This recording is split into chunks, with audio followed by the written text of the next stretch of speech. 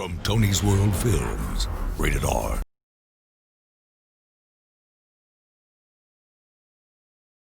And here's that video, Jennifer. Oh my gosh, the speed at which that truck approached.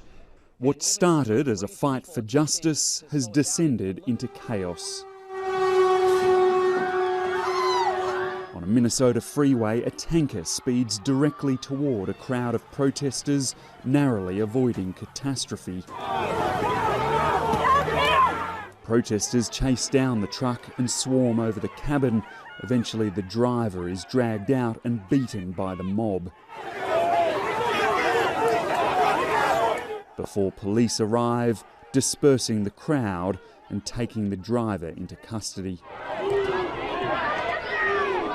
75 cities are living through these protests. Many are in flames. More than half have imposed curfews.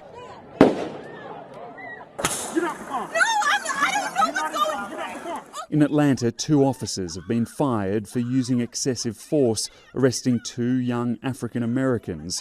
Body cam footage shows the woman screaming for help.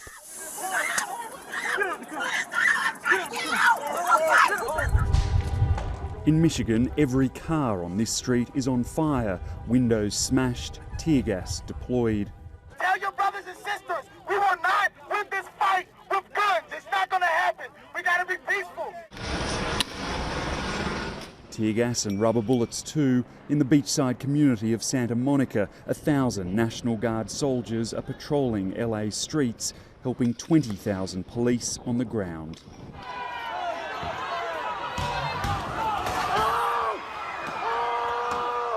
With so much division, chaotic confrontations have been taking place across the country.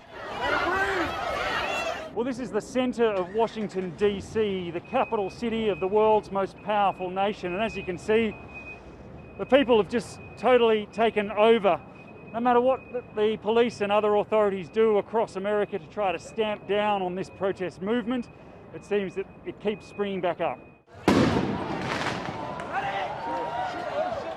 Protesters have defied Washington's first curfew. The National Guard deployed, but hundreds demonstrated as close to the White House as they could. One thing is bringing protesters together. People all over the country have started kneeling, a symbolic protest against police brutality. Now even police are joining in. George Floyd was the match that lit this explosion of violence. It's now taken a life of its own, and even further charges against the others involved in his death may not be enough to stop it.